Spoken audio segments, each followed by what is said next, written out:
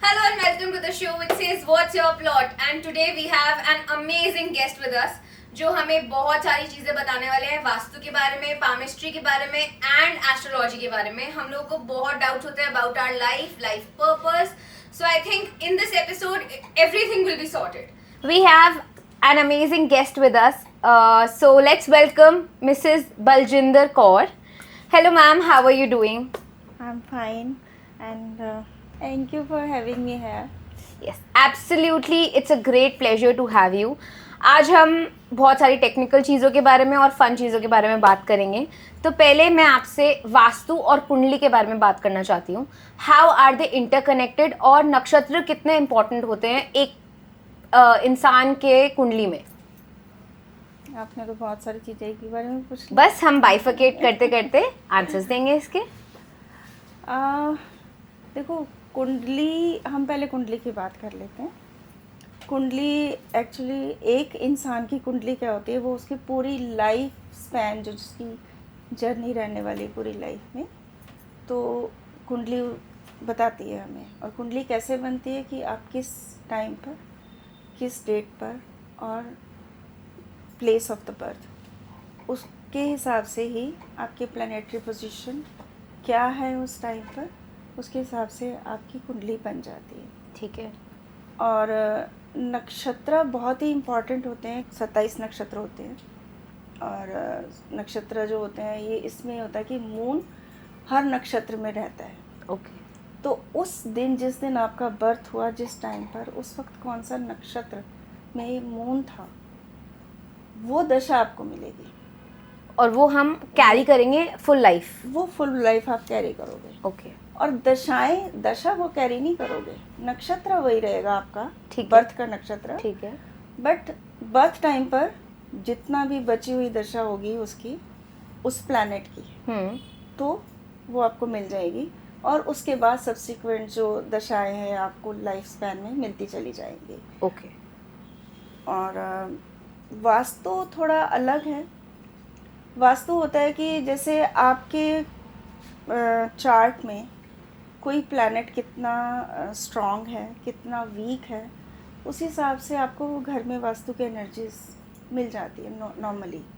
और ये डिपेंड करता है कि कौन सा इंसान घर में ज़्यादा डोमिनेटिंगली इन्फ्लुएंस हो रहा है.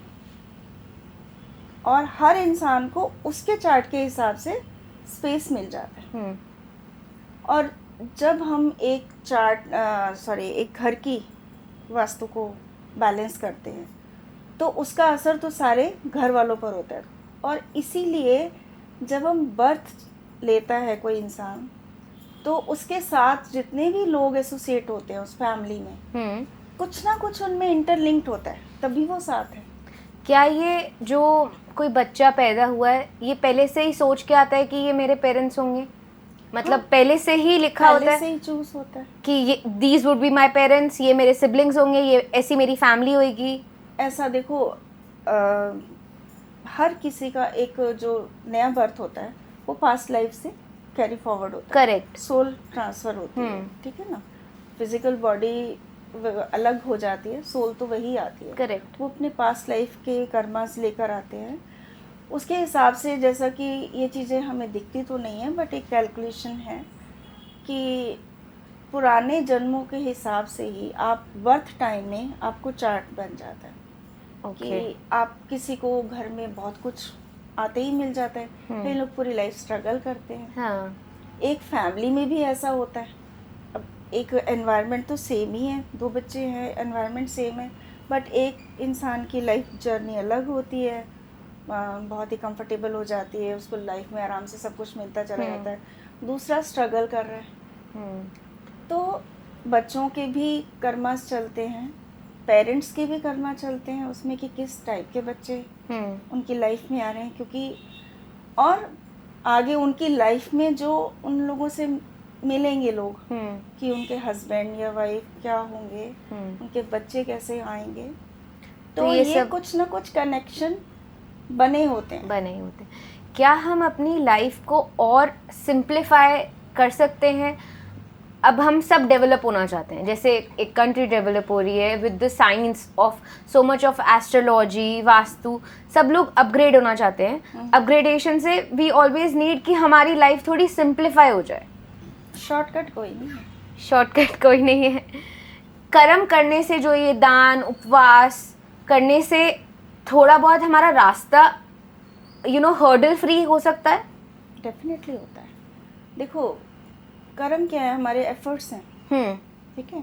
कर्मा से ही सारा हमारी जर्नी डिफाइन होती है, चाहे हम पिछले लाइफ के करके आए हैं. Correct. कुछ लोग की लाइफ में बहुत ज़्यादा हर्डल्स आते हैं, तो वो साथ में कैरी करके आए. अब उनको क्या है कि अपने एफर्ट्स को कैसे लगाना है. आपने उपवास किया, आपने त्याग किया किसी चीज़ का, आपने डोनेट किया, आपने अपने जो भी अर्न किया अपने एफर्ट्स में से कुछ निकाल के दिया, आपने किसी की हेल्प की, आपके एफर्ट्स की चैरिटी हुई. तो चैरिटी हमेशा आपके कार्मिक पैटर्न को काफ़ी हद तक बैलेंस करती है. और अगर हम इसको बजाय कि एक रेमेडी के तौर पे कि हाँ, हमें किसी ने बोल दिया कि शनि खराब है तो आप बुजुर्गों को या गरीबों को दान दो, तो व्हाई नॉट डेली.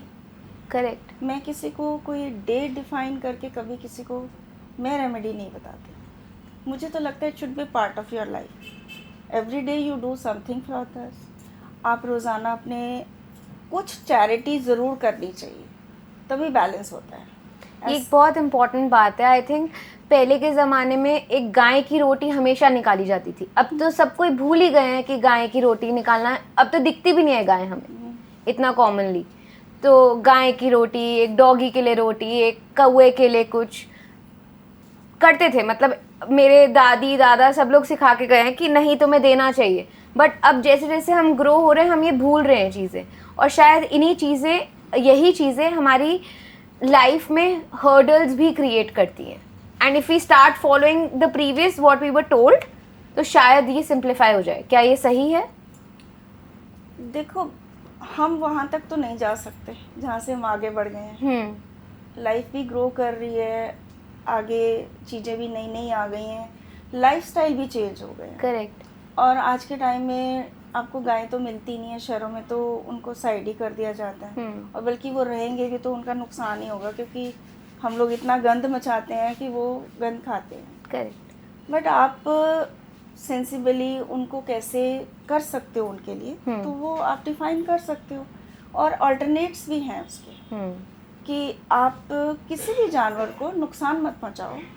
अपने एनवायरनमेंट को ही बैलेंस कर लेंगे ना अगर हम, तो मेरे ख्याल में हम एनिमल्स के लिए भी काफ़ी कुछ करते हैं.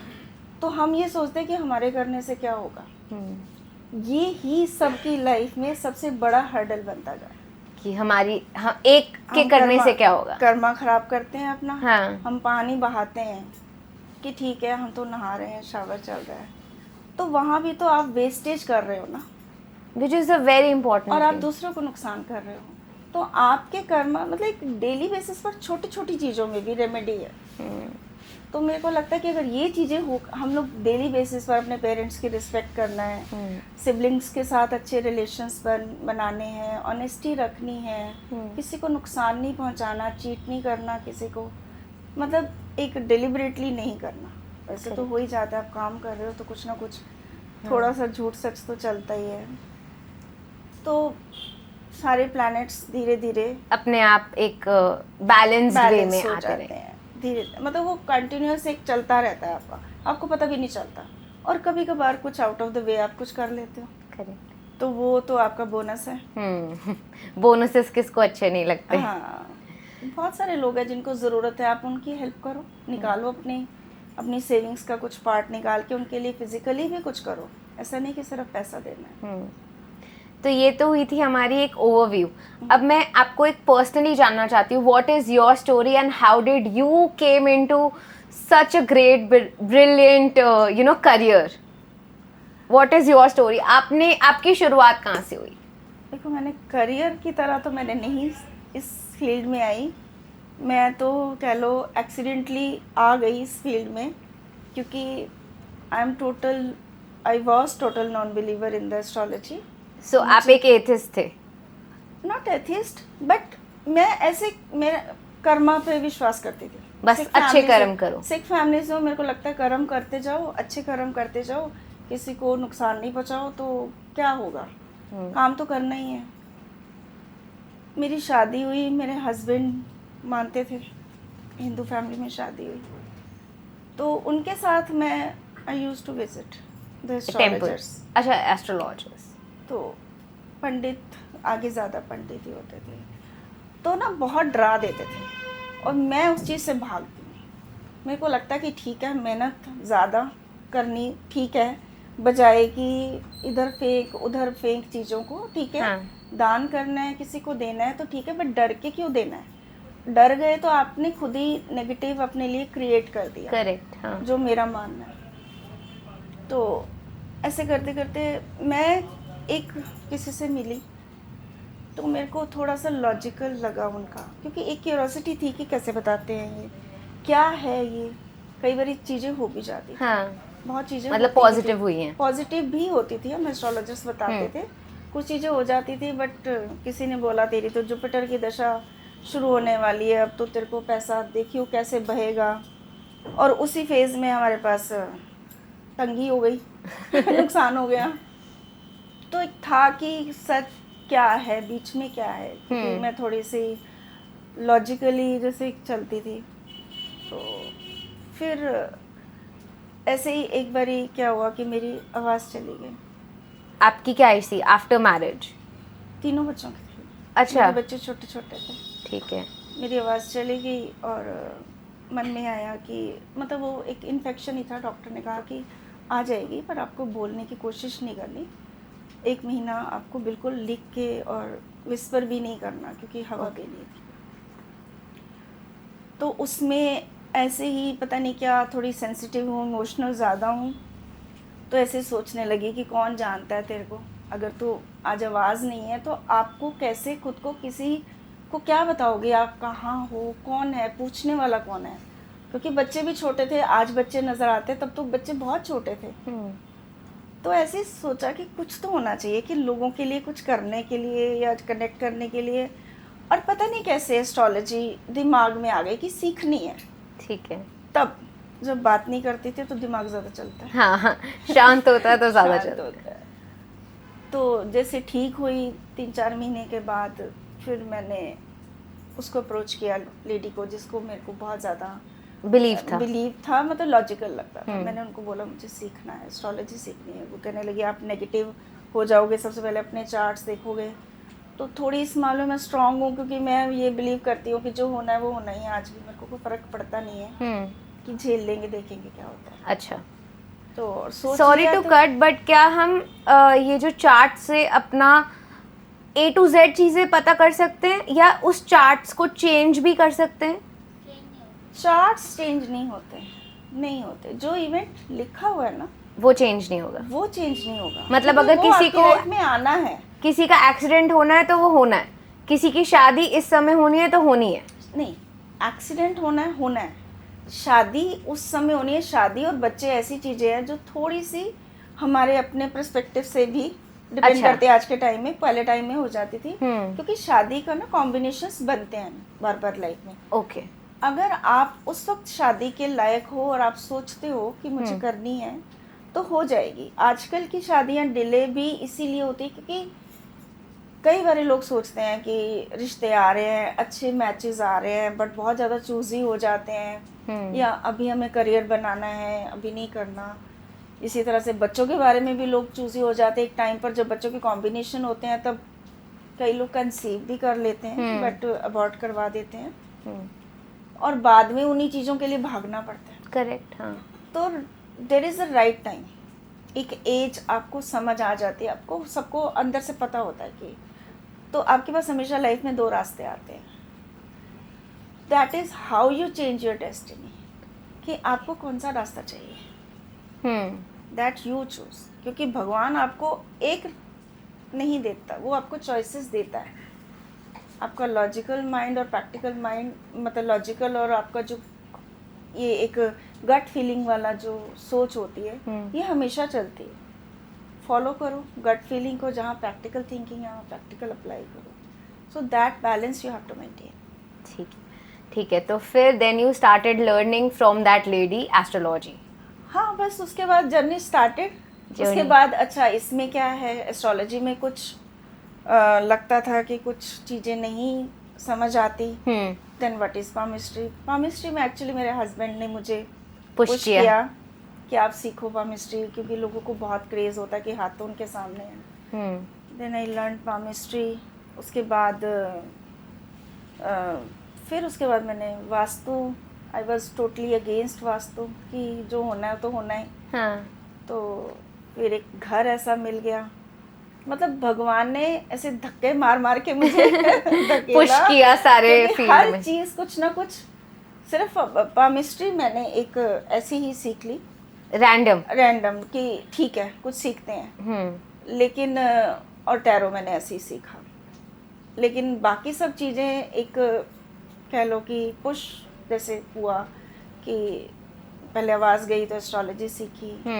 फिर घर गड़बड़ हुआ तो वास्तु करवाया किसी से, पैसे भी लगाए पर कोई फ़र्क नहीं पड़ा और समझ नहीं आया कि इतना सारा सामान लगा दिया, इतना पैसा लगाया.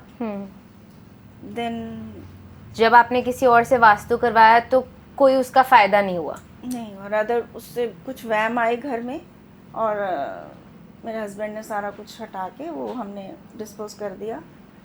फिर पामिस्ट्री में मेरे साथ मेरे को उनका नाम लेना चाहिए, ये जयमदान से मैंने सीखा. अच्छा. वास्तु, क्योंकि हम लोगों ने पामिस्ट्री साथ सीखी थी तो उनका मेरे को थोड़ा लॉजिकल लगा. उन्होंने जैसे हमें एक्सप्लेन किया एंड उनसे फिर मैंने रिक्वेस्ट की तो उन्होंने मेरे को ट्रेन किया, वास्तु सिखाया. फिर मैंने अपने घर का वास्तु किया. तो जब आपने अपने घर का वास्तु किया, आपको उससे कितना फ़र्क पड़ा? बहुत फ़र्क पड़ा. एकदम से जैसे कुछ चीज़ें रुकी पड़ी थी, वो सब चल पड़ी. घर था, हम सोच रहे थे कि उसको घर को बेचना है क्योंकि हमारा वहाँ जाकर लगा कि कुछ भी सही नहीं हो रहा. तो फिर एक वो बिक नहीं रहा था. उसके बाद वो घर बिक गया. वापस से हम जैसा चाहते थे वैसे माहौल में आए. So basically life back on track. Yes, exactly. Business भी, खुद भी, अपने आगे बच्चों की ग्रोथ, मतलब सब कुछ ही एक रास्ते खुलते चले गए. तो उसके बाद काफ़ी लोगों के भी किए वास्तु, तो उन लोगों को भी फ़र्क पड़ा. तो वहाँ से पता चलता था कि भाई वास्तु एक्चुअली बहुत फ़र्क पड़ रहा है. क्योंकि खुद तो हम लगता है कि शायद हमने काम बहुत किया इसलिए हो रहा है. लोगों को फ़र्क पड़ता है तो उनके फीडबैक आते हैं. तो वास्तु से it is like energy balancing. जैसे आप रेकी हीलर्स हैं, हीलिंग में भी हम एनर्जी बैलेंस करते हैं, हम अपने चक्रास को बैलेंस करते हैं. तो एग्जैक्टली सेम वही है कि वास्तु भी वही है कि आप एनर्जी बैलेंसिंग घर की करते हो तो उसमें रहने वाले लोगों की एनर्जीज चेंज हो जाती है. तो मतलब अगर आप घर का वास्तु करोगे तो सबके लिए, जितने भी लोग उस घर में रह रहे हैं, सबके लिए फायदेमंद है. सबके लिए and in terms of money, in terms of health, हर चीज एक बैलेंस कर सकते हैं. जो एरिया, देखो एक मोटी चीज ये है कि वास्तु को तब तक मत छेड़ो जब तक आपको दिक्कत लगती है. दिक्कत नहीं लगती तब तक आपको मत टच करो, क्योंकि कुदरत खुद भी अपना एक बैलेंस बनाकर चलती है. तो हमें अपने कर्मा तो लेना ही होता है. ऐसा नहीं है कि चीजें आप बैठे बैठाए थाली में खाना आ जाएगा और अंदर भी चला जाएगा. एफर्ट्स डालने पड़ते हैं. बट अगर जिस एरिया में प्रॉब्लम है उस पर फोकस करके वास्तु करना चाहिए. अब अपने आप ही आपको पता लग जाएगा ये एरिया खराब है, कुछ ना कुछ होता है गड़बड़ जैसा. तो अब किसी को आजकल, आज की डेट में बहुत सारे क्वेश्चंस आए हैं कि हम बाहर रहते हैं तो we are very happy and comfortable लगता है, बट घर जाते ही ऐसे घुटन सा फील होता है. तो उस घर में क्या इशू हो सकता है? देखो मेरे पास भी करेंटली एक प्रोजेक्ट चल रहा है जिसमें सेम प्रॉब्लम है. अच्छा, it is like that only. Okay, ऐसे ही है कि वो बच्चा घर में इंटरेक्ट नहीं करता बेटा. तो इसमें आपका एक तो क्या हुआ, साउथ वेस्ट आपका खराब हो गया, रिश्ते गड़बड़ हो गए. साउथ वेस्ट, ठीक है. उसके अलावा साउथ वेस्ट से सामने नॉर्थ ईस्ट काम नहीं करा, क्योंकि साउथ वेस्ट अगर खराब है तो नॉर्थ ईस्ट भी डिस्टर्ब होता है. दिमाग में सही तरीके नहीं आते. कई बार लोगों को घर में लोगों को बात करना नहीं आता, कम्युनिकेशन ठीक नहीं है चीज़ों के बारे में, या फिर बहुत ही नेगेटिव जोन्स बहुत बड़े हो रहे हैं, पॉजिटिव जोन्स बहुत छोटे हो रहे हैं. तो पॉजिटिव जोन्स की जो बेनिफिट्स हैं वो नहीं मिल पाते उनको। एक्टिवेट हमें करना एक्टिवेट चाहिए। करना होता है। अब या वहाँ पर कुछ चीजें उन्होंने वैसी रख दी होती हैं या कोई कलर पैटर्न ऐसे आ जाते हैं और एंट्री डिस्टर्ब हो सकता है, तो सब चीजें हिली होती हैं। Got तो it. बहुत सारी चीजें होती हैं जो इफेक्ट करती है।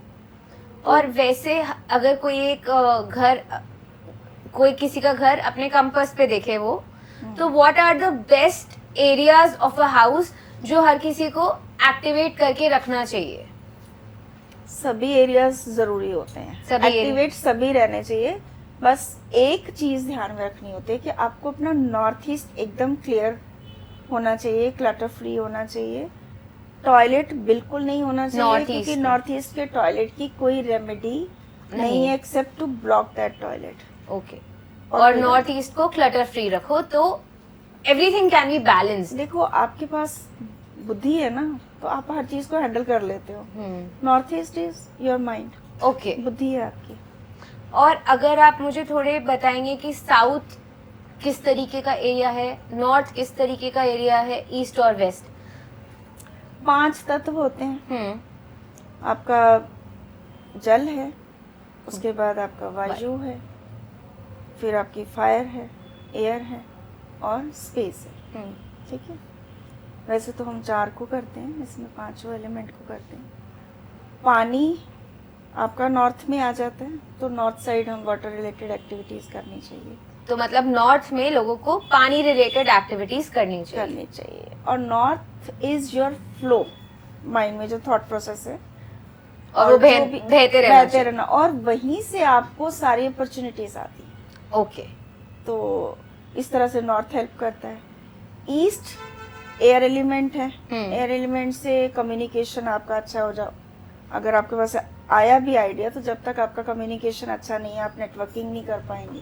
करेक्ट। और आज की डेट में नेटवर्किंग इज वेरी इंपॉर्टेंट। हाँ, तो हमेशा से ही थी। अब सोशल मीडिया में हम नेटवर्किंग की डेफिनेशन चेंज हो गई है। बट आपको काम करने के लिए आपकी बोल जुबान अच्छी होनी चाहिए। सक्सेस के लिए आपकी वाणी अच्छी होनी चाहिए। उसके बाद फिर आपका साउथ आ जाता है, which is fire zone. Fire बहुत ज़रूरी होती है लाइफ में, एनर्जी है। तो वहाँ से आपका जो नेम फेम है, आपका रिलैक्सेशन भी उधर ही आता है, आपका कैश भी उधर से ही आता है। फिर उसके बाद साउथ वेस्ट आ जाता है। साउथ वेस्ट में अर्थ जोन आ जाता है। अर्थ जोन में आपको स्टेबिलिटी देता है रिश्तों में, आपके लाइफ में, जो जैसा एक मेंटेन करने के लिए जो एक ज़मीन चाहिए, ग्राउंडिंग दे देता है। राइट। और साउथ वेस्ट अच्छा होने से उस घर के लोगों की सोच भी बड़ी ग्राउंडेड होती है, और जितनी ग्राउंडेड थिंकिंग होगी उतना ही इंसान राइज करता है। और वेस्ट में फिर आपका वायु तत्व आ जाता है, स्पेस आ जाता है, जो कि आगे साइकिल को कंप्लीट करने के लिए मैनिफेस्टेशन इज योर वेस्ट। तो आपको कुछ भी अगर मैनिफेस्ट करना है तो वो स्पेस में ही जैसे एक वाइब्रेशन क्रिएट होती है। उसके बाद again it leads to north, पानी आ जाता है, जैसे बारिश हुई। और जो आपकी वेल्थ है वो सारी वेस्ट से आती है। वेस्ट से आती है। आई थिंक ये बहुत आपने पर्टिकुलरली बहुत अच्छे रुक जाओ। ईस्ट में है, हाँ ईस्ट हो गया। हाँ कम्युनिकेशन। हाँ, अगर हॉर्न आए तो प्लीज आप लोग ना ठीक। ट्राई हाँ, हाँ, टू हाँ, स्पीक हाँ। During that. एक सेकंड, अब चला गया। हाँ, I think guys I am starting, ठीक है। आई थिंक आपने ये सारे नॉर्थ ईस्ट वेस्ट साउथ बहुत अच्छे से एक्सप्लेन किया। मैंने सुना है कि आप साइकिक भी हो। While doing a research, I got to know that आपको डेजा वू कह लो, या एटलीस्ट यू अंडरस्टैंड कि ऐसा होने वाला है लाइफ में। डेजा वू भी होते थे मुझे। डेजा वू बचपन भी में होते मुझे थे। पता नहीं था, हाँ। बट मुझे कई बार लगता था कि जैसे एक जगह पर मैं खड़ी हूँ, तो ऐसे ही पहले भी मैं इसी सिचुएशन में यही सी थॉट के साथ में खड़ी। बहुत बारी होता था। अभी उतना नहीं होता, बट साइकिक लोग कह देते हैं, शायद तभी मैं इसी फील्ड में हूँ, क्योंकि इंट्यूशन तो काम करती है। करेक्ट। और फिर आप जब हीलिंग में आ जाते हो, आप अपने आप को बैलेंस करते रहते हो टाइम टू टाइम, तो इंट्यूशन स्ट्रांग हो जाती है। ऑब्जर्वेशन बचपन में थी, अभी और स्ट्रांग हो गई होगी, ऐसा लगता है, लोग कहते हैं, कुछ विजन्स आ जाते हैं कई बार। तो अब कोई इंसान, हम सबसे ज्यादा आज की डेट में millennials, why are they confused? Because they feel their intuitions are not that strong, and intuition ना स्ट्रांग होने की वजह से डिसीजन मेकिंग इतनी करेक्ट नहीं हो पाती है। How will you guide people to make their intuitions more stronger? किसी भी चीज़ तक पहुंचने के लिए, अगर आपको एक लेवल पर पहुंचना है, आपको एक स्टेप बाय स्टेप चढ़ना पड़ता है। कोई शॉर्टकट नहीं है कि आप पहली सीढ़ी से लास्ट सीढ़ी में। ऐसे हमारी बॉडी में भी एनर्जी सेंटर्स होते हैं, चक्रास कहते हैं। तो जब हम बैलेंस होता है तो एनर्जी टू एंड फ्रो चलती है। ओके, ठीक है। तो उसी से हमारी ग्राउंडिंग भी होती है, पेशेंस आ जाती है, लाइफ में चीज़ों को एक्सेप्टेंस आ जाती है। क्योंकि हम लोग सोचते हैं कि टाइम नहीं है, आज के टाइम में टाइम नहीं है, हर चीज़ शॉर्टकट चाहिए। तो शॉर्टकट करने के चक्कर में जल्दी डिस्टर्ब हो जाते हैं, आपकी एनर्जी स्टक हो जाती है, चीज़ें मिलते मिलते हाथ से छूट जाती हैं। तो थोड़ा सा पेशेंस की ज़रूरत है, सेल्फ बैलेंसिंग की ज़रूरत है, और एक्सेप्टेंस की भी ज़रूरत है कि हर एक को सब कुछ नहीं मिलता। It is not easy to accept it, but yes, acceptance is important. Acceptance ही आपको बैलेंसिंग से ही आती है, क्योंकि आपको थोड़ी पेशेंस और एक्सेप्टेंस सीखोगे तो लाइफ में कई बार हम क्या होता है, एक चीज़ के पीछे भाग रहे हैं, नहीं मिल रही, तो यहाँ पर हमारा स्टक माइंड है, क्योंकि हम उसी चीज़ के पीछे भाग रहे हैं। करेक्ट। कुछ और वेट कर रहा होता है हमारा। जब तक एक रास्ते से आप डाइवर्जन नहीं लोगे, तब तक दूसरे रास्ते तक क्या है आप नहीं देख पाओगे। तो आपको एक ट्राई जरूर देना चाहिए, पर you never know it is good और रॉन्ग, नहीं समझ आता लोगों को। ओके। और डेस्टिनी भी है। क्या हम अपनी डेस्टिनी को चेंज कर सकते हैं? नॉट 100%, बट हम अपना रास्ता सही कर सकते हैं, क्योंकि जर्नी तो आपकी, मैंने बताया, चार्ट से डिफाइन हो गई। चीज़ों का मिलना ना मिलना भी पता होता है कि हमारी लाइफ में कई बारी मैंने आपको बताया कि दो रास्ते आपके पास हमेशा, भगवान हमेशा आपको चॉइसेस देता है। हम लोग कई बारी कि मुश्किल हो जाएगा, ऐसा नहीं हो सकता, या मेहनत करनी पड़ेगी, आसान रास्ते चूज कर लेते हैं। बट जो मुश्किल रास्ते पर चलने से जो आपको एक्सपीरियंस होंगे, वो आगे किसी हर्डल्स को क्रॉस करने में आपको हेल्प करते हैं। Yes, that's actually right. Experience से ही हम सीखते हैं, और वो एक्सपीरियंस हम अपने लाइफ में अप्लाई करते हैं तो इजी। आप एक रोड पर डेली ड्राइव कर रहे हैं, फर्स्ट डे आप जाओगे, आपको नहीं पता कितना स्पीड ब्रेकर है, कहाँ सड़क टूटी है। सेकंड डे आपको पता होगा, तो आप थोड़ा अलर्ट हो जाएंगे। सेम वे लाइफ में भी होता है कि अगर आप किसी रास्ते से जाते हो तो आपको पता होता है कि हर्डल्स को कैसे क्रॉस करना। तो जिंदगी में मुश्किलें बहुत जरूरी हैं सक्सेस के लिए। Correct. What should be the mantra to be successful?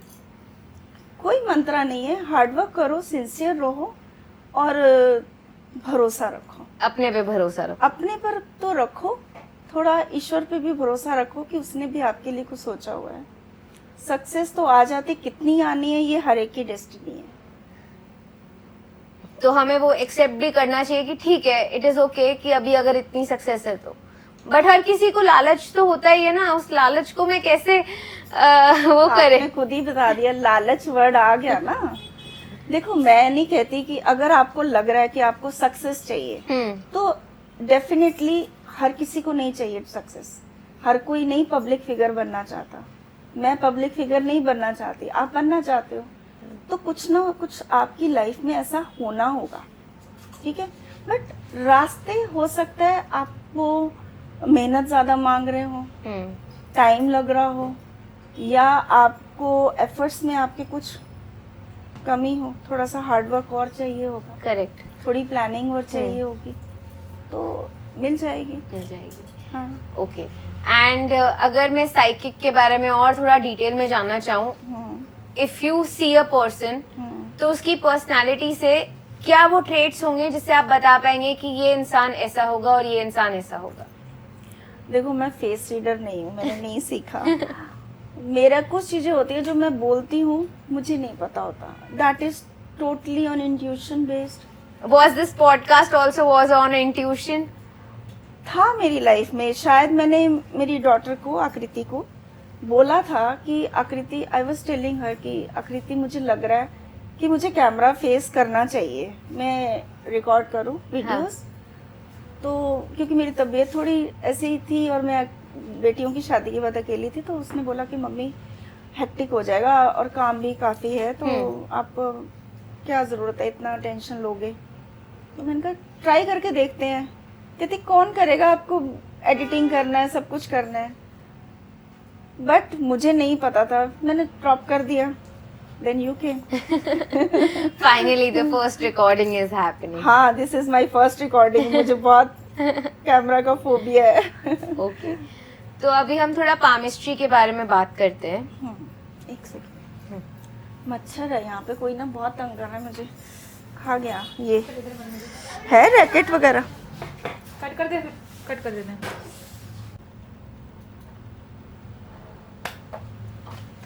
तो अब हम थोड़ा पामिस्ट्री के बारे में बात करते हैं.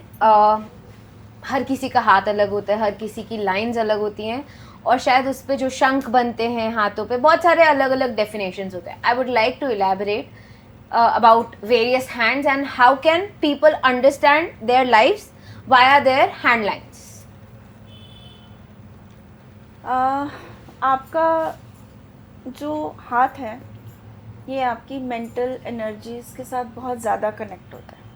Okay. और लाइनें डेस्टिनी बताती हैं. तो हम्म. पता ही है कि palmistry is about the lines and which predict the destiny. सब चीज़ें, सारी साइंसेस मिलके आंसर तकरीबन आसपास ही होता है, एक्सेप्ट कि हर चीज़ का एक अपना, जैसे अगर आप एस्ट्रोलॉजी में जाते हो तो एक्यूरेसी होती है, और अगर आप पामिस्ट्री में आते हो तो आपको पता लग जाता है कि रीज़न क्या है. आज की डेट में हेल्थ इश्यूज पता लग जाते हैं, आपके एलिमेंट पता लग जाता है कि आप फायर एलिमेंट हो, एयर एलिमेंट हो, Okay. या अर्थ एलिमेंट हो, या फिर आप वाटर एलिमेंट हो. क्या ये एलिमेंट्स हमारे वही सनशाइन या मून साइन होते हैं? नहीं, एलिमेंट्स तो आपकी पर्सनालिटी बताते हैं. ओके. तो सन मून राइजिंग साइन से हम कहीं ना कहीं कनेक्ट कर जाते हैं. बट बेसिकली आपका चार्ट में, जैसे आप कह रहे हो नेम फेम है, या आप कितने रेस्टलेस हो, वो आपका हाथ बता देता है कि कितने. अब जैसे अगर हम बात करें फायरी साइन की, तो हम एलिमेंट देखते हैं, तो अगर हमारा ये हाथ देखेंगे तो ये वाला हिस्सा अगर बड़ा है, चौड़ा palm है, का रेक्टेंगुलर शेप में है, और फिंगर्स स्लाइटली कम है उससे. ओके. ठीक है. तो मतलब फायरी हैंड है, आप काम करने में एक्टिव बहुत हो. जितना ये पाम स्क्वायर होगा, तो मतलब अगर हम बात करें, ये मेरा चौड़ा है और ये कम है, ये कम है, तो ये रेशो थोड़ी सी कम होनी चाहिए, स्लाइटली लोअर होना चाहिए. ओके. सो दिस मीन्स ये चौड़ा है तो you are a fire element. ये दोनों मिला के कि आप फायर हो, क्योंकि आपका मेंटल एनर्जी भी चलती है बट आप उस पर एक्शन भी लेते हो, तो एक प्रैक्टिकल हैंड कहलाता है ये. ओके. ठीक है. अब अगर किसी का ये स्क्वायर में आ जाता है, ये रेक्टेंगल होना चाहिए, अगर ये स्क्वायर में आ जाता है, छोटा हो गया, ये भी छोटी हो गई, तो अर्थ एनर्जी आ गई. और तो अर्थ एनर्जी उसी तरह के काम वो करते हैं. फायर एनर्जी वाले बिजनेस में ज़्यादा जा सकते हैं, प्रोफेशनल्स हो सकते हैं, क्योंकि एक करना है कुछ, रेस्टलेस माइंड रहता है. राइट. और यही अर्थ एनर्जी वाले एक जगह बैठ के काम करना पसंद करेंगे. बहुत ज़्यादा प्लानिंग नहीं चाहिए. पापा की दुकान लगी हुई थी, वहाँ बैठ गए, डेली जाना है, काम करके आना है. गवर्नमेंट ऑफिस में हम कह सकते हैं कि एक पर्टिकुलर सेट ऑफ आपके पास रूल्स बने हैं, आपको कुछ प्लानिंग बन के आती है, प्लानिंग वाला सेक्शन अगर आप काम कर रहे हो. ठीक है. Water element. वाटर एलिमेंट में ये रहता है कि थोड़े फिलोसफिकल हो जाते हैं. कंसल्टेंट्स जो होते हैं उसमें ये दोनों ही रेक्टेंगल हो जाता है, ये भी लंबी हो जाती है. तो this is your mental zone, fingers ऊपर वाला हिस्सा, and this is your practical zone. Okay. काम करने का. जो हमारे फिंगर्स हैं ये हमारी मेंटल हेल्थ, मेंटालिटी के बारे में बताते हैं. प्लानिंग बताते हैं. प्लानिंग बताते हैं. और नीचे वाला बाकी सब आपको यहीं पर मिल जाएगा सब कुछ. ओके. हाँ, कलर ऑफ द हैंड आपको बता देगा कि कोई आपको हेल्थ इश्यूज आ रहे हैं किसी पर्टिकुलर जोन पर, जैसे अगर आपका इस माउंट्स जिसको हम बोलते हैं, तो ये हर प्लैनेट से रिलेटेड होते हैं। तो किसी प्लैनेट से रिलेटेड माउंट पर अगर कोई स्पॉट आ जाता है, Right. कोई तिल आ जाता है, तिल अच्छा नहीं माना जाता, लाइंस पर आ जाए तो गलत हो जाता है ओके कि एक बड़ी हार्डशिप दे सकता है। क्रॉस आ जाते हैं और ये रिमूव भी हो जाते हैं अपने आप, जैसे जैसे हम अपने लाइफ में ग्रो करते हैं या हम अपनी चीज़ों को एक्टिवेट करते हैं। और ये लेफ्ट और राइट में भी फ़र्क आएगा आपका।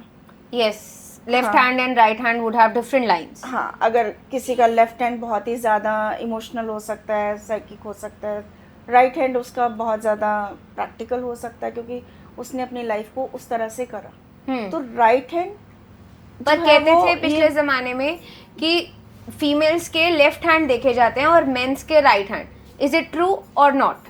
No, it's a myth. It's a myth. So I would like you to explain कि ये मिथ को क्या अब हम दोनों हाथ देखते हैं एक इंसान के, उसकी कुंडली जानने के लिए या उसका लाइफ अंडरस्टैंड करने के लिए? दोनों हाथ देखने होते हैं क्योंकि आपका एक टाइम तक आपका लेफ्ट हैंड वर्क करता है। ओके, क्योंकि आप क्या लेकर आए हो, कर्मा या डेस्टिनी आपकी है। फिर आपका एक टाइम के बाद जब आप थोड़ा इंडिपेंडेंट हो जाते हो तो आपका राइट हैंड एक्टिव हो जाता है। लेफ्ट हैंड बताता है कि प्रॉमिसेस हैं या क्या था, आप कैसे हो। और कई बार हमने बहुत लोगों के बहुत ज़्यादा डिफरेंस देखे हैं दोनों हाथों में। कईयों के लाइन सेम होती हैं कि हेडलाइन और लाइफ लाइन दोनों हाथों में जुड़ी हुई है, कईयों की लेफ्ट में जुड़ी हुई है लेकिन राइट में इंडिपेंडेंट हो गए। तो मतलब बेसिकली बेसिक नेचर है कि वो वैसे तो फैमिली से कनेक्ट रहते हैं इमोशनली, बट अपने रास्ते बनाने में वो इंडिपेंडेंट डिसीजन मेकर है। ओके, तो इस तरह से दोनों ही हाथों को इम्पोर्टेंस है, दोनों इम्पोर्टेंट। ठीक है। अब हम थोड़ा इसमें और डीप डिग इन करेंगे। If you can make people understand कि वो कौन सी लाइन को देख के अपने बारे में वो जान सके। कोई एक लाइन से तो नहीं जान सकते, आपको But पूरा हाथ ही देखना पड़ता है। आपके माउंट्स, सबसे पहले तो आप अपने हाथ का टेक्सचर देखेंगे। जैसे आपने बोला कलर्स चेंज होने से भी बहुत मैटर करता है। So we'll start with, maybe you can take my hand as an example, and if you start with the two main important lines and then we can elaborate. देखो, सबसे पहले जो आपका हाथ देखते ही, क्योंकि मैं बहुत ज़्यादा कई बार हम लोगों को एकदम एक्यूरेटली रीड करने के लिए हम लोग पेन और स्केल एंड लेंस यूज़ करते हैं क्योंकि कई बार छोटी माइनर लाइंस भी होती है। बट अगर मैंने आपका हाथ देखा तो एक बड़ी अच्छी चीज़ आप कभी भी अपनी लाइफ में करते हैं। कई लोग कहते हैं कि हम कर रहे हैं बट सक्सेस नहीं मिल रही। तो आपका ये हाथ का फ्लो राइट हैंड का, अगर आप वर्किंग हैंड राइट है तो ये फ्लो स्मूथ होना चाहिए, ये बीच में दबा हुआ नहीं होना चाहिए। ओके, कि ये उठा हुआ है, ये उठा हुआ है, बट ये दब गया। तो इसका मतलब आपके मेंटली भी आप एक्टिव हो, एनर्जी लेवल अच्छा है। नहीं, मुझे नहीं समझ आया, एक बार आप दोबारा बताओ।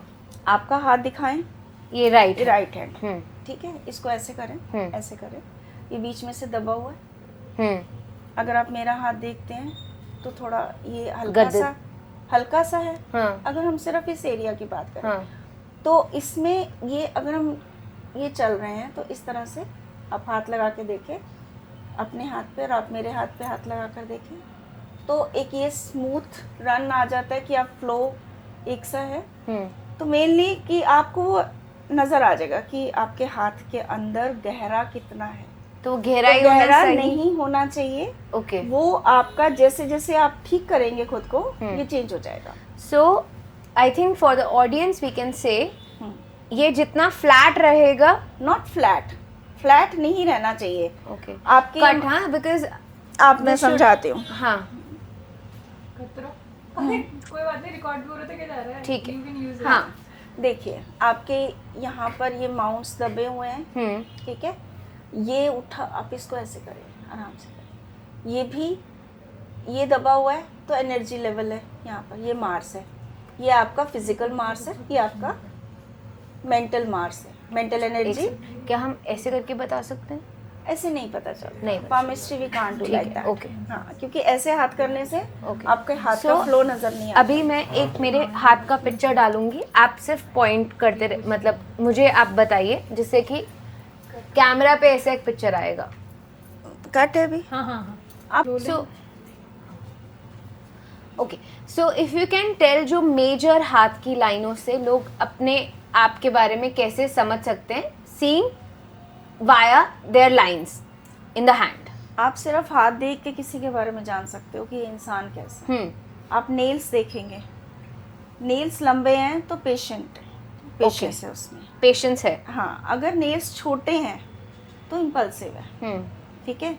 बाल हैं ज़्यादा बहुत गहरे तो उतना ही एग्रेशन ज़्यादा होता है। ओके, मतलब एग्रेसिवली इमोशनल हो जाते हैं ये लोग, कि जो मैंने कहा।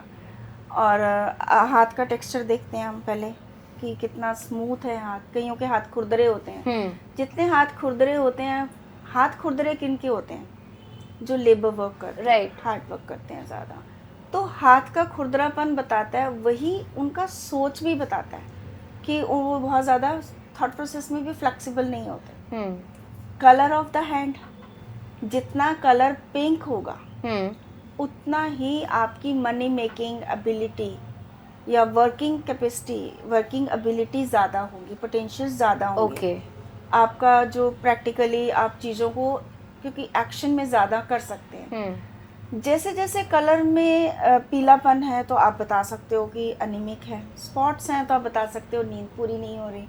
ओके, हाथ हाँ, में अगर हाथ स्पॉट्स में हैं तो। स्पॉट्स हैं। और नेल्स पे थोड़ा वो कहते थे कैल्शियम की कमी वाले जो वो spots कलर होते ऑफ द वही कलर है ना।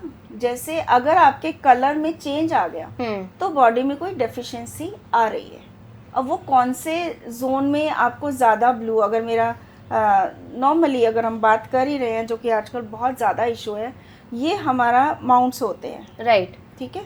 ये हमारा शुक्र का है, ये हमारा जुपिटर है, ये सैटर्न है, सन है, और ये मरकुरी, और ये हमारा मार्स, अपर मार्स, और ये मून आ गया। मतलब हमारे हाथ में ही सारे प्लैनेट्स होते सारे हैं। प्लैनेट्स हमारे, राहु केतु भी हम हमारे यहाँ पर हैं, सारे प्लैनेट्स हमारे हाथों में।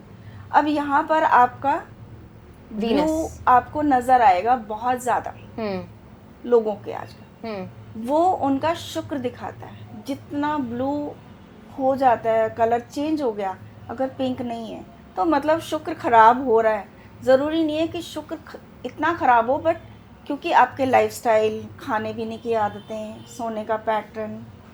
इसके अलावा मैंने ये भी देखा है कि जिनका शुक्र ख़राब हो जाता है, फ़ोन की स्क्रीन गंदी हो जाए तो भी शुक्र ख़राब होता है। इन चीज़ों को भी हमें, क्योंकि हमारे गैजेट्स भी हमारी डे टू डे लाइफ में इतने इम्पोर्टेंट हो गए। शुक्र बहुत इम्पॉर्टेंट प्लैनेट है। सारी सुख सुविधाएं आपको शुक्र देता है। उसको सही रखें, अपना खाना पीना सही रखें, और अपनी चीज़ों को बहुत ही साफ तरीके से मेंटेन करके रखो, अपने गैजेट्स को जो आपको सुख देते हैं। गाड़ी है, फ़ोन है।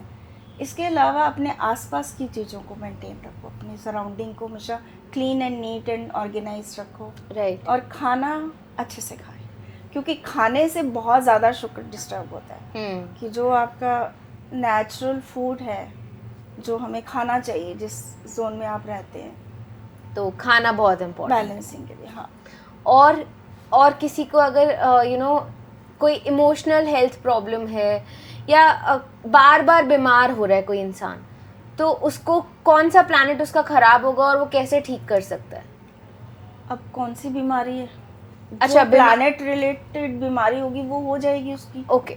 और ऐसा नहीं है कि अगर कोई भी बीमारी है तो हमेशा वही एक प्लैनेट खराब होता है। एक चीज ध्यान रख लो कि अगर धुरी सीधी नहीं है ना, तो जो रफ्तार है वो हर चीज कोई भी बैलेंस नहीं हो पाती, सबको तो डिस्टर्ब हमारा करती है। जो स्टमक है, ये सेंट्रली हमारा सब चीज़ों को यहाँ ही से सब कुछ मिलता है। खाना जो हम खाते हैं, भूख लगती है, तो उसको ठीक रखना बहुत ज़रूरी है। ओके। आधी तो प्रॉब्लम्स यहीं से, इवन आपका जो प्रोफेशनल करियर में जो प्रॉब्लम आती है, वो भी पेट जिनका ख़राब होगा उनका करियर भी डगमगाएगा। ओके। एंड आई फील कि चक्रास हमारी लाइफ में और बॉडी में बहुत इम्पोर्टेंट रोल प्ले करते हैं। So how can a person understand कि मेरे चक्रा नहीं है बैलेंस, और उनको बैलेंस कैसे कर सकता है वो? चक्रा नहीं है बैलेंस तो अगर आप मेहनत कर रहे हैं, अचीव नहीं कर पा रहे, तो क्यों नहीं कर पा रहे, तो तभी चक्रास बैलेंस है कि आप एफर्ट्स तो डाल रहे हो, तो आपको हो सकता है चॉइसेस गलत होंगी, ठीक है, या आपका एक्सप्रेशन गलत हो सकता है, थ्रोट चक्रा का इम्बैलेंस हो सकता है, या और रूट चक्रा तो है ही है करियर में, अगर आप नहीं सही कर पा रहे। ज़रूरी नहीं करियर, और भी लाइफ में चेंजेस होते हैं कि आज की डेट में शादी लोगों की बैलेंस नहीं हो पा रही है, बहुत सारे डाइवोर्स केसेस सुने जा रहे हैं।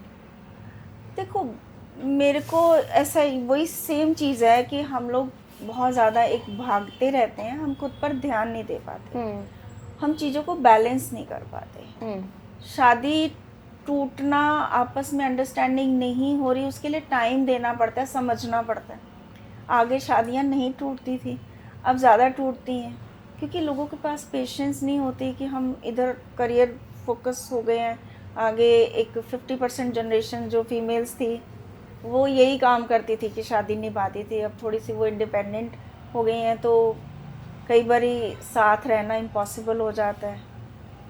कई बारी अगर कर सकते हो तो मैं कहती हूँ ज़रूर करो, क्योंकि परफेक्ट तो शादी कोई होती नहीं है, बट अगर बहुत ज़्यादा प्रॉब्लम्स आ रही हैं तो सोल्यूशन सबकी अपनी पर्सनल चॉइस है।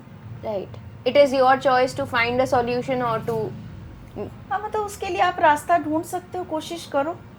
हर चीज़ को थोड़ा टाइम तो देना ही चाहिए, क्योंकि एकदम इम्पल्सिव होकर नहीं डिसीजन लेने चाहिए। करेक्ट, कई बार बाद में जाकर आप रिग्रेट करो कि शायद मैं जितने एफर्ट्स आज डाल रही हूँ या डाल रहा हूँ तब हमने ये किया होता, बट तब तक it is too late. Right. तो अब हम अपने वो चक्रास को कैसे बैलेंस कर सकते हैं so that we take the right decision in our upcoming life? सबसे पहले तो right lifestyle, second food which is very important, क्योंकि जो हमारी बॉडी में फ्लो होता है एनर्जी का, वो सही खाने ना खाने की वजह से जब हमारी बॉडी में प्रॉब्लम्स आनी शुरू होती हैं तो वो फ्लो डिस्टर्ब हो जाता है। ओके, जब आपका नींद सही से नहीं हुई तो आपका पेट खराब हो जाता है, आपका पेट खराब हो जाता है, अपने काम पर ध्यान नहीं दे पाते हैं। और सबसे ऊपर उसके बाद ये है कि कांस्टेंट एफर्ट्स आप डालो, थोड़ा सा योगा करो, मेडिटेशन करो, थोड़ा रिलैक्स करो अपने आप को, जो भी।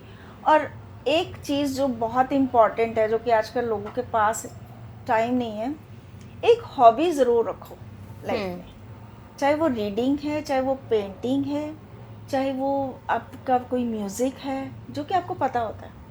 एक हॉबी जो होती है ना, वो आपको कई बार ना निकाल देती है। और थोड़ा घर से बाहर ज़रूर निकलो, थोड़ी वॉक ज़रूर करनी चाहिए, क्योंकि नेचर अपने आप, नेचर में हीलिंग इन्वॉल्व है। नेचर में आप जाओगे, पेड़ पौधों के पास थोड़ा वॉक करोगे, फ्रेश एयर आती है, तो काफ़ी हद तक आप रिलैक्स हो जाते हो, कट ऑफ भी हो जाते हो उस एनवायरनमेंट से। राइट, तो वो वर्क करता है। तो ये आई थिंक आपने बहुत अच्छे पॉइंटर्स बोले। तो ये तो हुई हमारी पामिस्ट्री के बारे में थोड़ी सी नॉलेज। आई थिंक आप टीचिंग भी करते हैं, so I would like if you can elaborate little bit about क्या क्या कोर्सेज आप कराते हैं, so that if somebody wants to learn they can definitely contact you. अभी कोर्सेज तो हम सारे टाइम टू टाइम देते रहते हैं, जैसे जैसे intuitively I follow. Regular courses हमारे टैरो के चलते हैं, एस्ट्रोलॉजी के चलते हैं। ओके, पामिस्ट्री के बिफोर कोविड मेरे ग्रुप्स चलते थे, बट कोविड में क्योंकि एक थोड़ा सा डिस्टेंस था तो ऑनलाइन मुझे लगा नहीं कि मैं करवा पाऊँगी। अभी I am working on teaching palmistry also. Okay, but majorly आप एस्ट्रोलॉजी और tarot and reiki? Reiki, yes, reiki is regular. Can you tell me the difference between Kundli, that is astrology, and healing, Reiki? Kundli is आप क्या आपके पास है, and reiki is what you can make. Okay, so हम reiki से बहुत सारी चीजें फ्लेक्सिबल कर सकते हैं, बेटर कर सकते हैं, क्रिएट भी कर सकते हैं, क्रिएट भी कर सकते हैं। Is it equal to manifestation?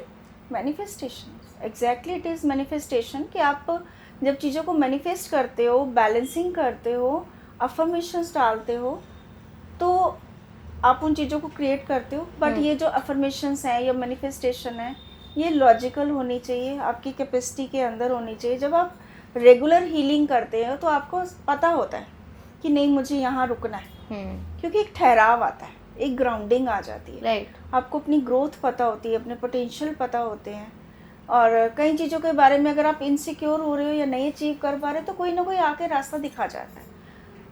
ये हीलिंग का जो पार्ट है ना मैजिकल, ये मुझे बहुत अच्छा लगता है, अट्रैक्ट करता है, और इसी वजह से मैं हीलिंग से बहुत कनेक्टेड हूँ।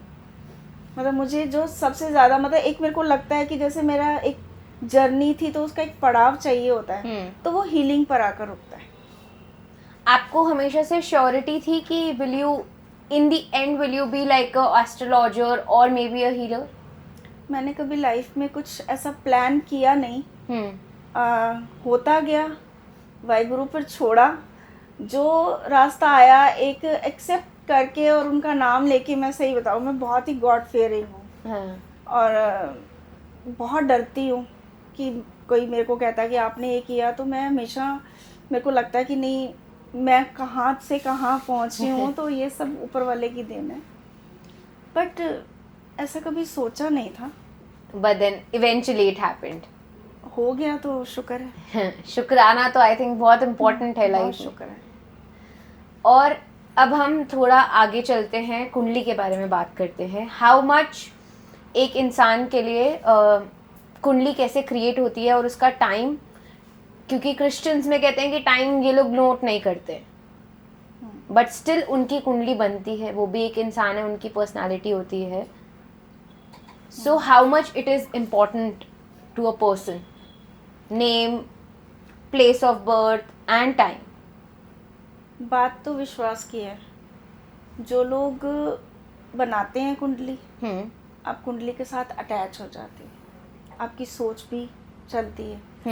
कुछ लोग कुंडली नहीं बनाते, जैसे हम सिख लोग होते हैं, हमारे भी फैमिली में कुंडलियाँ अब जाकर तो सभी बनाते हैं, क्योंकि अब अवेयरनेस ज़्यादा आ गई है। हमारे में तो संडे देख के शादी कर देते हैं कोई ऐसी कुंडली नहीं मिलती, कोई डेट्स नहीं निकलती, तो फिर यही माना। बट कुंडली का रोल रहता है, ये एक लॉजिकल एक कैलकुलेशन है जिससे कुंडली मिलती है, जो कि आपकी डेट ऑफ बर्थ और टाइम से बहुत ज़्यादा अफेक्टेड होती है। ओके। हाँ, क्योंकि प्लेस भी मैटर करता है, क्योंकि जब बहुत ज़्यादा डिस्टेंस होते हैं तो उसमें लॉन्गिट्यूड लैटिट्यूड दोनों का ही रोल रहता है, बट टाइम का बहुत ज़्यादा रोल रहता है। और एक एक मिनट से आपके नक्षत्र भी सेम होता है, कई बार सब लॉट चेंज हो जाता है।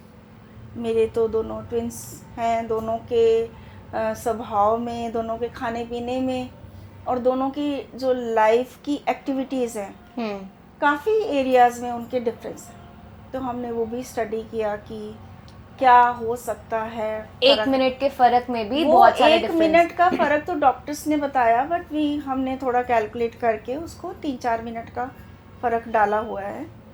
तो उसमें हालांकि दोनों के चार्ट काफ़ी सिमिलर हैं, क्योंकि धीरे धीरे जाके दोनों कनेक्ट हो जाती हैं, और वो मुझे लगता है कि नहीं, अगर इसका ये नहीं हो रहा तो आसपास ही कुछ हो जाएगा।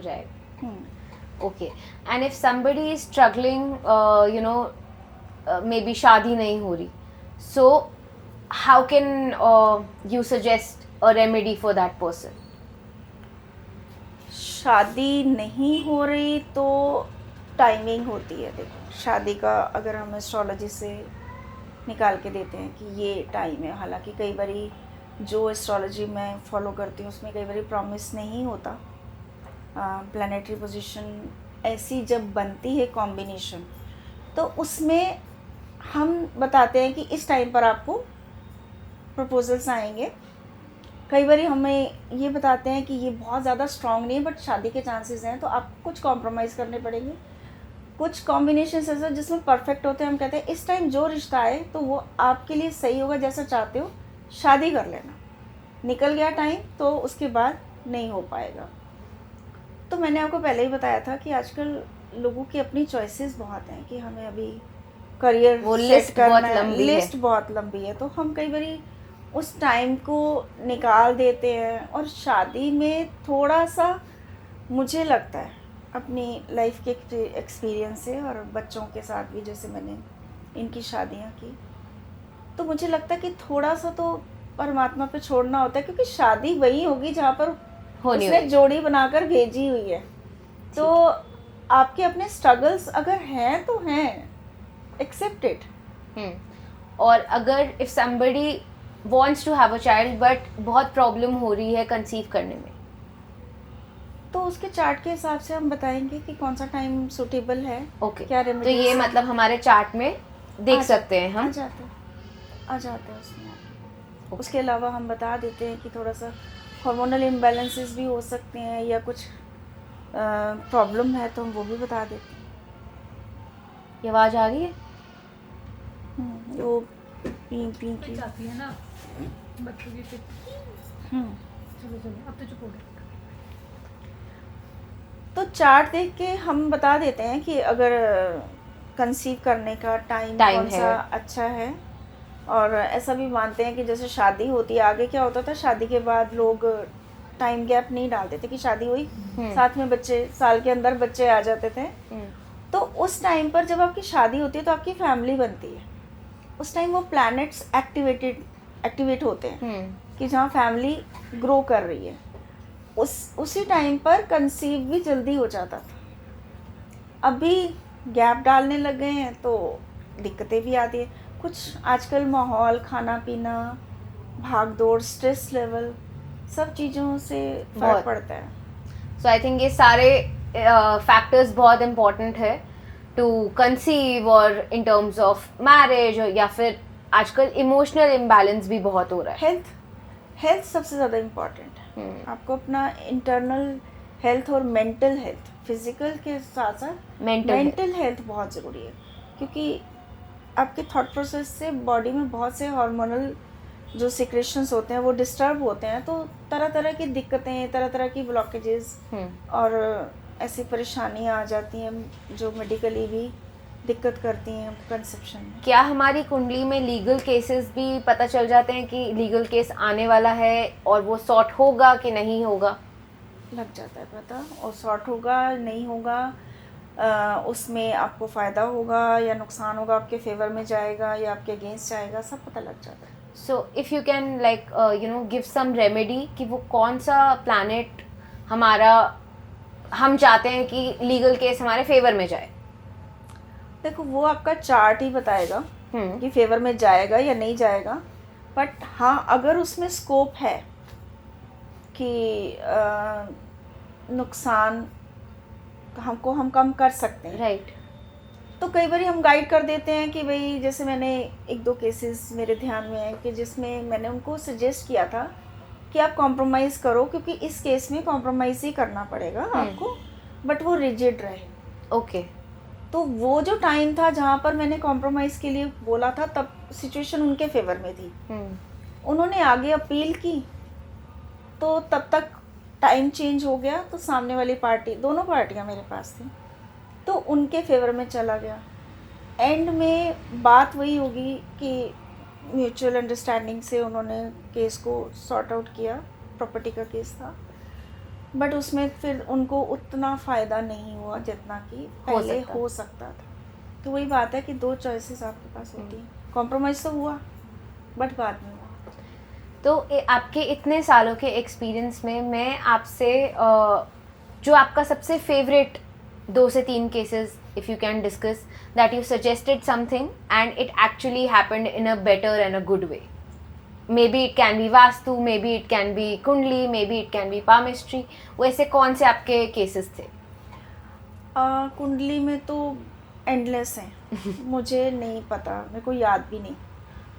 वास्तु में एक केस था जिसमें कि उनका, जो कि मुझे अभी भी बहुत अच्छा लगता है सोचकर, उनका छोटा सा घर था 50 गज का, और वो बहुत स्ट्रगल कर रहे थे, और मैंने उनसे बहुत ज़्यादा चार्ज भी नहीं किया था क्योंकि उनके फाइनेंसेस बहुत ज़्यादा डाउन थे।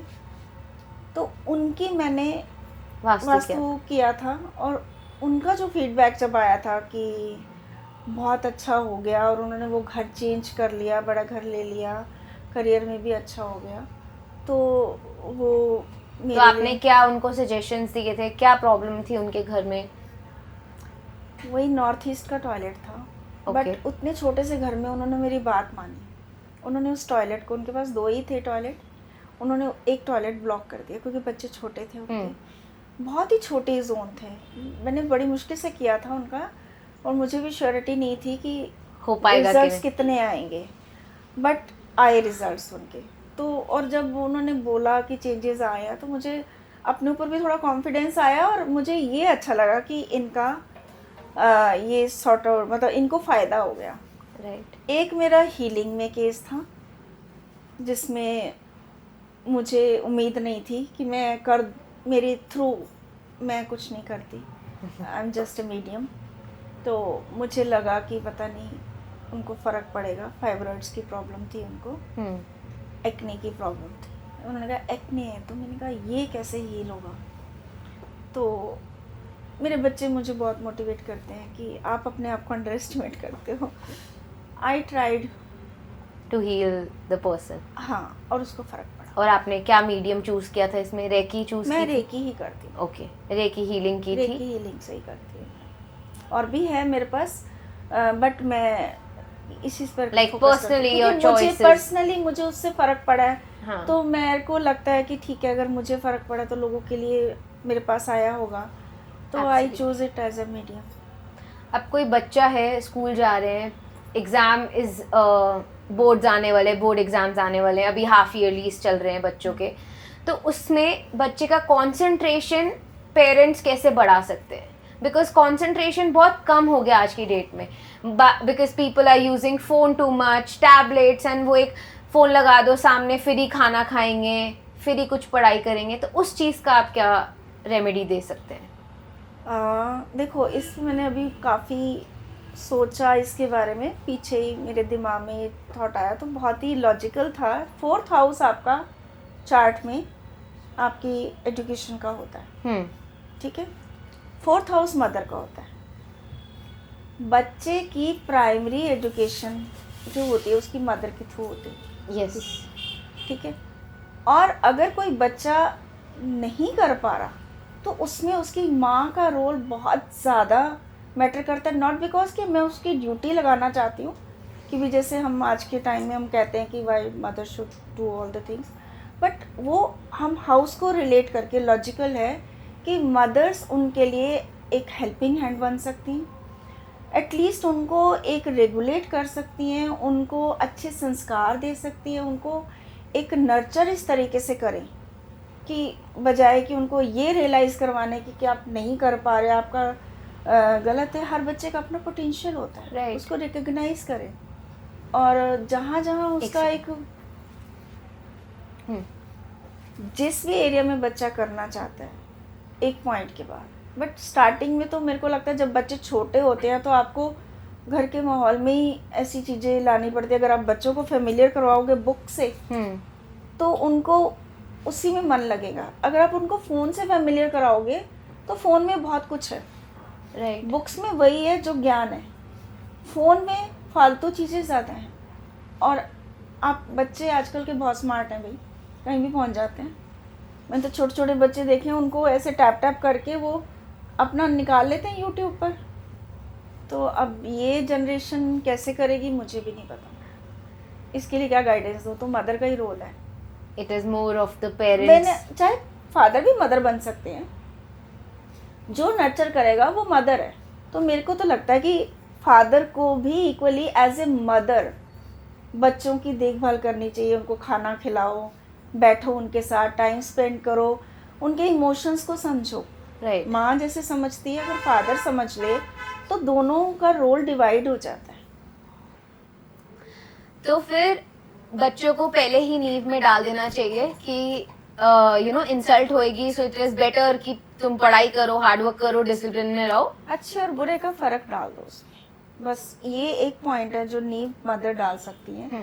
और उसको डालने के तरीके एग्रेसिव नहीं होने चाहिए, लॉजिकल होने चाहिए, क्योंकि बच्चों को समझ आने चाहिए उनकी बुद्धि के हिसाब से। आप खुद को उनकी जगह रख के सोचो। ये बात भी सही है। अब हम थोड़ा बात करते हैं मांगलिक और नॉन मांगलिक के बारे में। क्या बच्चा बचपन से ही मांगलिक नॉन मांगलिक होता है, और फिर जब बड़े होके शादी के टाइम पे बहुत स्ट्रगल होता है कि मांगलिक की मांगलिक से होनी चाहिए, नॉन मांगलिक की नॉन मांगलिक से होनी चाहिए। So what is the difference and what is your opinion on that? मांगलिक तो जो होगा वो मांगलिक पैदा होगा, अच्छा, ठीक है। और वो मंगल उसका लाइफ टाइम है। हम्म, आजकल के मैं अपनी बताऊं तो मैं कोई बहुत स्ट्रॉन्ग बिलीवर नहीं हूँ मांगलिक और नॉन मांगलिक में। मतलब मैं खुद ही अपनी साइंस को काट रही हूँ, बड़ी बात है। बट मेरे को ये भी लगता है कि आपको रिजिडली या ब्लाइंडली किसी चीज को फॉलो नहीं करना चाहिए। कुछ चीजें ऐसी होती हैं जो ओवर द टाइम चेंज हो जाती हैं। ओके।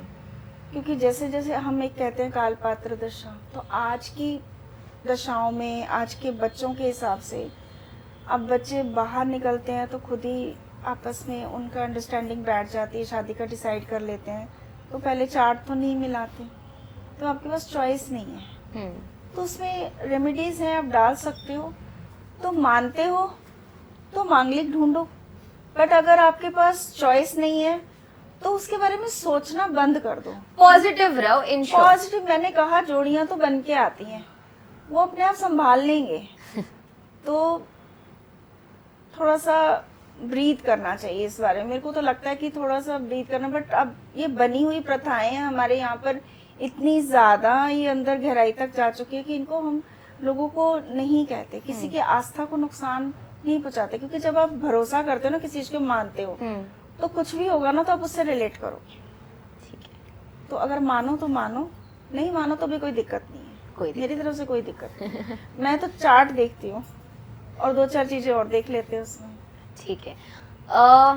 कोई इंटरव्यू के लिए जा रहा है, कलर्स हमारी लाइफ में कितने इंपॉर्टेंट है? और कोई इंटरव्यू के लिए जा रहा है, ऐसा कोई स्पेसिफिक कलर आप सजेस्ट कर सकते हैं कि अगर व्हाइट कलर की शर्ट पहनेगा तो chances to clear the interview will be better? जो आपको अच्छा लगे वो पहनो, क्योंकि हर किसी के साथ ना आप किसी कलर से अटैच होते हो। वो उनकी लाइफ में उस कलर का कोई रोल जरूर होगा। अगर आप किसी कलर, कई लोग ब्लैक से ही अटैच होते हैं, कई लोगों के लिए ब्लैक वहम होता है, कई लोग व्हाइट से अटैच होते हैं, कुछ लोग कहते हैं व्हाइट नहीं पहनना चाहिए। तो परमिसिबल लिमिट्स में जो कलर्स आपको अट्रैक्ट करते हैं, क्योंकि आपकी एनर्जी लेवल अच्छा होना चाहिए, आप पॉजिटिव रहोगे, आपका मेंटल लेवल बैलेंस रहेगा, तभी आप इंटरव्यू को सक्सेसफुली कर पाओगे। राइट। ठीक है। वास्तु के हिसाब से एक दिशा शूल माना जाता है, जो कि मैंने ट्राई भी किया था शुरू में, बट अभी तो मैं हीलिंग में जाती हूँ, तो I put healing on wherever I go. तो उसमें ये होता है कि आप जिस डायरेक्शन में जा रहे हो उस डायरेक्शन से ऑपोजिट डायरेक्शन का आप कुछ भी कलर लेके अपने साथ जाओ, या तो वैसा कपड़ा पहन लो या कुछ भी रख लो पॉकेट में। ठीक है। तो ये दिशा शूल माना जाता है। ये दिशा शून्य कौन सी दिशा होती है? हर दिशा का एक, अच्छा, हर दिशा का एक कलर होता है। हर दिशा का कलर होता है, उसको काटने के लिए ऑपोजिट डायरेक्शन देखते हैं हम। ओके, ठीक। किसी के घर में बहुत ज्यादा हॉस्पिटलाइजेशन हो रही है, what remedy you can suggest to that family? Hospitalisation जिसकी हॉस्पिटलाइजेशन हो रही है, देखो घर में सब, अगर सबके साथ दिक्कत है तो कोई ना कोई वास्तु दोष है, डेफिनेटली वास्तु दोष होगा उनका। ओके। तो उनको घर की बैलेंसिंग, क्योंकि सबके चार्ट्स में जब दिक्कत आती है ना, तो घर की वास्तु में भी दिक्कत आती है। ओके। तो कहीं ना कहीं वो एक चीज सबको इम्पैक्ट करेगी, बजाय कि सबको अलग अलग रेमेडीज करवाएं। सबसे पहले घर की करवाएं। अगर आपकी सपोजिंग किसी की लाइफ में अगर लगता है कि उसको बार बार हॉस्पिटल से खर्चा आ रहा है, मेडिकल एक्सपेंसेस आ रहे हैं, तो उनके लिए मेरे को सजेशन यही होता है, क्योंकि खर्चा जो होता है वो आपका 12th हाउस होता है, हॉस्पिटल का भी खर्चा जो है वो आपका 12th हाउस होता है। तो एक्सपेंडिचर, आपके एफर्ट्स जो होते हैं वो भी आपका एक्सपेंडिचर ही है, आपकी कमाई भी एक्सपेंडिचर है। तो या तो आप डोनेट कर दो हॉस्पिटल्स में या किसी चैरिटेबल इंस्टीट्यूशन में, जहाँ पर आपको किसी बीमार के इलाज के लिए डोनेशन में डाल दो, किसी को दवाइयाँ डोनेट कर दो, ताकि किसी की हेल्प हो सके, ताकि आपका वो खर्चा उधर डाइवर्ट हो जाए। राइट। और इसके अलावा हर महीने अपने कमाई में से कुछ पोर्शन निकाल के अब साइड में ज़रूर रखो इस तरह के पर्पस के लिए कि जो आप किसी के ऊपर भी खर्च कर दो। और इसकी एक रेमेडी जो हम बोलते हैं कि आप एक तो कोई आपका कोई अगर जानने वाला या कोई फ्रेंड्स कोई भी हो अगर हॉस्पिटल में, अगर उनको ज़रूरत है तो उनकी हेल्प ज़रूर करो। क्योंकि अगर आप हॉस्पिटल जाते हो ना तो मतलब आपका चक्कर लग गया, और जब आप हॉस्पिटल जाओ तो वहाँ से खाना खा लें, क्योंकि वो एक तरह से वहाँ जाकर खाना खा लिया तो मतलब आप वहाँ पर कुछ दे आए, पैसे दे आए, किसी और को भी खिला दो वहाँ पर। अगर कोई गरीब है, किसी को कोई ज़रूरतमंद आपको लगता है, राइट, तो ये एक रेमेडी आप अपनी लाइफ में कर सकते हो। टाइम टू टाइम जाके हॉस्पिटल की कैंटीन से खाना खिलाओ, आपका खर्चा चलेगा। आजकल तो कैंटीन्स में भी अच्छा खाना मिलता है, अच्छा खाना मिलता है, फैंसी फूड होता है वहाँ पे। Yes, I think this is a very great remedy, और शायद लोगों को हेल्प भी करे इससे, अगर लोग इसको फॉलो ये करें। बहुत असर करता है, बहुत असर करती है। ओके, क्योंकि उनके हॉस्पिटल में चक्कर लगने ही लगने हैं, तो बेटर है दूसरों के लिए लगा लो। सही बात। और अगर किसी का कोई लीगल केस है वो सॉल्व नहीं हो रहा है, तो उसके लिए क्या आप सजेस्ट करोगे? लीगल केस सॉल्व नहीं होता तो देखो, ये राहु केतु सैटर्न जब इकट्ठे हो जाते हैं, कुछ गड़बड़ होती है, तो उस टाइम पर ये legal cases negative planetary position में ये एक्टिव हो जाते हैं, तो उनसे रिलेटेड रेमेडीज आप कर सकते हो according to the chart. Okay, या कोई स्ट्रॉन्ग प्लैनेट है, जुपिटर जो है वो हमेशा से एक स्ट्रॉन्ग प्लैनेट रहा है to resolve such matters. Okay, तो आप अपनी विजडम यूज करो, सही से काम करो और इनकी रेमेडीज करो, कोई दान दो या जो भी। जैसे आपने बोला कि एक जेल की थाली खा लेनी चाहिए, तो वो रेमेडी अगर किसमें? वो रेमेडी होती है वो हम हॉस्पिटल, एक तो हॉस्पिटलाइजेशन में आपकी कन्फाइनमेंट होती है, एक कन्फाइनमेंट ऐसी भी होती है जिसमें आपको लगता है कि बार बार आप या तो एक इंसान की हम चार्ट देख के बताते हैं कि इसका पुलिस के साथ कनेक्शन रहेगा, तो या तो पुलिस में जॉब कर रहा होगा, नहीं कर रहा होगा तो उसको अगर लगता है कि जेल के कुछ ऐसे कॉम्बिनेशंस बन रहे हैं, कुछ इस तरह की नेगेटिव सिचुएशन आ सकती है, तो उनको हम बोलते हैं कि आप जेल की थाली खा लो, जमीन पर बिस्तर लगा के 15-20 दिन में या महीने में एक बार सोएं। और बाकी वही है, सैटर्न राहु केतु इनकी रेमेडीज डालें। तो हमारे चार्ट में बोला जाता है कि वीनस, सैटर्न और Jupiter are the major planets. Is it true? और हम इन प्लैनेट्स को कैसे बैलेंस कर सकते हैं? नहीं, ऐसा नहीं है कि ये मेजर प्लैनेट्स है, इसलिए इनको बोला जाता है क्योंकि ये कुछ ना कुछ देकर जाते हैं। मेजर प्लैनेट्स सैटर्न और जुपिटर तो हैं। Jupiter is your wisdom and Saturn is your ancestors, आपकी जो आपकी बेसिक संस्कार हैं, बड़े बुजुर्गों से जो आते हैं, और बड़ों का जो रिस्पेक्ट है वो सैटर्न देता है। तो बहुत सारी प्रॉब्लम्स तो हमारी इसी से, क्योंकि उनसे हमें विजडम मिलती है, उनके ज्ञान को हम यूटिलाइज कर सकते हैं, जो कि आजकल लोग थोड़े से नहीं मानते हैं इस चीज़ को।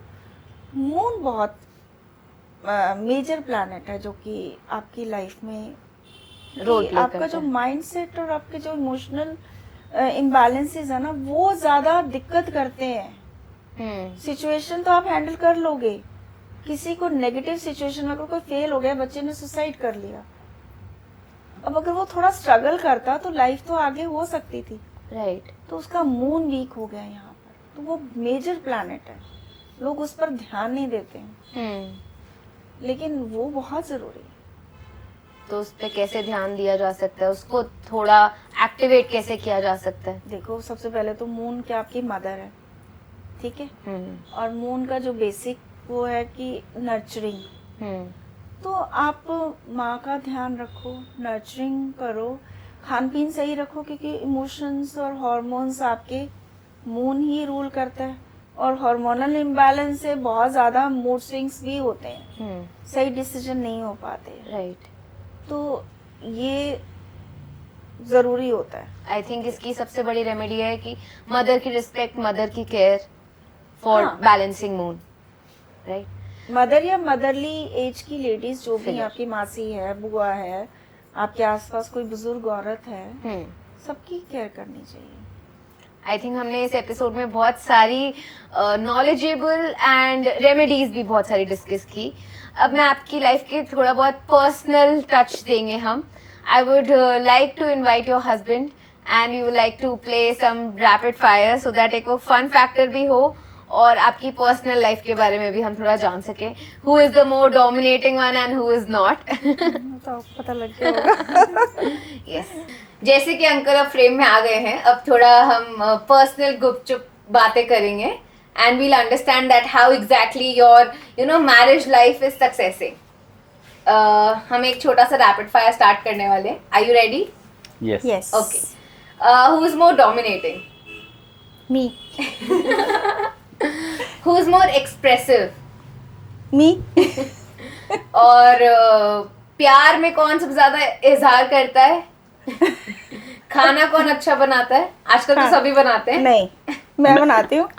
चाय में अच्छी बात. ये चाय, हाँ चाय यही बनाते हैं. अंकल मतलब सुबह की चाय शाम की चाय अंकल बनाते सुबह मैं इसको चाय पिला के पेट्रोल डाल देता हूँ. हैं. वाह. भागो. Is it a bed tea और इज इट लाइक सब उठ के नहा धो के साथ में आते हैं? नहीं, वो भी स्टार्टिंग. मतलब tea. Bed Bed T tea. नहीं होती. हाँ बस ब्रश किया, थोड़ा सा फ्रेश हुआ, हाँ. चाय पी. चलो, I think you are a lucky one. Okay. And कौन एक दूसरे को सपोर्ट करता है, तो कौन सबसे ज्यादा सपोर्ट करता है? ये दोनों एक दूसरे को. सेम बिजनेस है तो दोनों ही करते हैं. कुछ मेरे वीक एरियाज हैं, ये सपोर्ट कर देते हैं. जहाँ पर इनको लगता है तो मैं साथ में चल पड़ती हूँ. And who is more creative? दोनों ही है. दोनों ही है. Is it like a balanced life? थोड़ा ऊपर नीचे तो होगा कोई ना कोई. नहीं, हम दोनों की पर्सनालिटी तो फर्क है, काफी फर्क है, अलग है, पर ठीक है, कॉम्प्लीमेंट्री है. आप दोनों का सनसाइन क्या है? कौन फायर एलिमेंट है या कौन सा एलिमेंट है आपका? दोनों ही फायर है. दोनों लियोज है? नहीं नहीं, हाँ, ये सनसाइन इनका लियो है. अब अगर जोडियक के हिसाब से देखें, and Libra, he is Libra and I am Aquarius. Aquarius. Okay. तो मेरा एयर साइन है, इनका अर्थ आ गया. नहीं, लिब्रा भी एयर है. दोनों ही एयर है. दोनों ही एयर है. आज हम मतलब 50 साल के बाद हम एक्सप्लोर कर रहे हैं कि हाँ, कौन सा एयर साइन है. कभी सोचा ही नहीं ना. हमारे टाइम में तो शादी हो गई तो निभानी है भाई. सही बात है. और कौन किसको गिफ्टिंग करता है ज्यादा? गिफ्टिंग तो मैं ही करता हूँ. ये देते हैं मेरे को मतलब अंकल ही आपको गोल्ड ला के देते हैं? सब कुछ. हाँ, जब भी मुझे कुछ लेना होता है तो ये मुझे खुले दिल से. और बर्थडेज पे दोनों. आप देते हो? कोशिश करती हूँ. दे देते. Who is more expressive towards kids? मैं. आप ज्यादा? नहीं, ये भी है. हग. दोनों ही हैं पर हाँ, ये हग वगैरह तो काफी करते हैं. इनका एक्सप्रेशन अलग होता है, मेरा फादरली अलग होता फिगर है. हाँ, एक्सप्रेशन इज हाँ, डिफरेंट हाँ, एंड हाँ. मदरली फिगर हाँ, एक्सप्रेशन. दोनों ही हैं. बच्चों के साथ अच्छी बॉन्ड. और लड़ाई सबसे ज्यादा कौन करता है? दोनों ही करते हैं. दोनों. फुल हाँ, बार. दोनों फायरिंग है ये दोनों ही. तो बैलेंस फिर बच्चे आके करते हैं या अपने आप हो जाता है? बच्चे भी कर देते थे. पहले अब- बच्चे करते थे, अब अब- बच्चों की शादियां हो गई हैं तो अब हम आपस अब में सीख कंट्रोल रहे कर हैं. लेते हैं. अब हम लड़ते कम है, इसीलिए कि भाई कोई है नहीं तो खुद कौन ही- टीवी के लिए लड़ता है? कोई नहीं, हम एक दूसरे के प्रोग्राम में इकट्ठे देखते हैं. क्यों? अब प्रोग्राम किसकी पसंद के चलते हैं वो पता नहीं. नहीं, ऐसा नहीं है. मैं इनके साथ क्रिकेट मैच देखती हूँ. कभी कभी. नहीं तो 2 टीवी हैं, एक पर ये. अंकल आंटी जीत रही है पूरे शो में. कोई नहीं, मेरी बीवी है, जीतने देते हैं. नहीं नहीं, आप इनसे पूछो, मैं चुप हो जाऊँ. I think we are done with this and अरे 2 सवाल और पूछ लो. अच्छा ठीक. ठीक है, अंकल को जिताना है. ओके. नहीं नहीं, बोलने ही नहीं दिया मैंने. आप दोनों में से हु इज मोर स्टाइलिश? ये बड़े चूज बट करके आंटी कपड़े. आज तो आप स्टाइलिश लग रहे हो. नहीं, मैं करती हूँ पर मेरी बड़ी बेसिकली कर देती हूँ. बट इनका ये होता है कि इनको कपड़े थोड़े टाइम बाद वार्डरोब में से ये सब हटा दो, मुझे नया लेना है. So who takes more time in dressing up? He. नहीं नहीं, ऐसी बात तो नहीं. दोनों ही लेते हैं. नहीं, पर इनकी सिलेक्शन करने में इनको टाइम लगता है, फिर उसी वक्त शेप होती है, उसी वक्त सब कुछ मतलब एकदम टिप टॉप रहते हैं. अंकल का फेवरेट खाना? राजमा चावल. अंकल सही है ये? हाँ, राजमा चावल भी है और छोले भटूरे. छोले भटूरे. आंटी का फेवरेट फूड? कड़ी चावल. सही है ठीक है। और ये नहीं ना खाते कड़ी मेरे लिए बनती है। ठीक है। और सफाई ज्यादातर कौन करता है, सफाई पे कौन ध्यान देता है? वो तो यही है। जैसा दिख जाए बस क्लीन होना चाहिए घर। हाँ, फिनिकी, बिल्कुल clean मैं हो। तो बहुत फिनिकी। ओसीडी? ओसीडी कह लो, अब थोड़ा सा कंट्रोल कर रही हूँ, बट बहुत मेरे को परेशान हो जाती हूँ मैं हु इज गंदगी। मोर रोमांटिक? मंडी तो मैं ही हूँ। आप लोगों की वैसे तो अरेंज मैरिज है, बट आज तक किसी ने प्रपोज किया एक दूसरे को? नहीं, नहीं, पेरेंट्स ऐसा ने फिक्स की, शादी कर ली। शादी कर ली। हम्म, ठीक है। और आपका फेवरेट अंकल आंटी का फेवरेट हॉबी क्या है? इसका study, reading? Reading. True. Uncle का फेवरेट हॉबी? इनका म्यूजिक। म्यूजिक मतलब मैं पहले ये बहुत टैलेंटेड है, इनको माउथ मैंने- ऑर्गन, बांसुरी, गिटार, गिटार, ये मुझे सब मतलब play करना प्रैक्टिस आता काफ़ी था। अच्छी की थी, पर अब आफ्टर मैरिज सब छूट गया। मल्टी टैलेंटेड है, इनके बहुत हॉबीज हैं इनकी। ठीक है ठीक है। और ट्रैवलिंग में मुझे बहुत इनका शौक है। वैसे ट्रैवलिंग मेन हॉबी है, वैसे आई मस्ट से हम तो- दोनों की है वो। प्लानिंग कौन करता है? Who is more good planner? वो यही है। अगर जाना है अंकल को तो प्लान आंटी करेंगी? मतलब ये थोड़ा सा वो मैनेज कर लेती है, Organize ऑर्गेनाइज अच्छे तरीके से कर लेती है। इनसे ये कर देते हैं जो बोलती हूँ। And who is more spontaneous? In what? Spontaneous की डिनर पे जाना है, कुछ भी जाना है तो चलो चलते हैं। Who's okay? वो दोनों ही हम रेडी होते हैं। रेडी रहना है, पर स्पॉन्टेनियस ज्यादा Planning ये है, मुझे spontaneous। मुझे प्लान करना पड़ता है, ये कहते चलो। चलो। एक बात मानसी मुझे बोलनी है आपको ज़रूर। हाँ। Thank you so much for inviting me. और मैंने ये किया, मुझे अच्छा लगा, because it is a breakthrough कि मेरे को बहुत कॉन्शियस थी मैं नई बात है, और मैं कभी नहीं बोलूँगी कि मेरा पहली बार अगर मैंने कैमरा फेस किया तो मानसी के सामने। Thank you. मैं यही चाहती हूँ कि एटलीस्ट मैं मेमोरेबल रहूँ, और किसी की लाइफ में अगर मेरी वजह से थोड़ा सा भी डिफरेंस हो रहा है तो why not. Definitely. Thank you. Thank you. It was great and amazing knowledge. Thank you so much, uncle.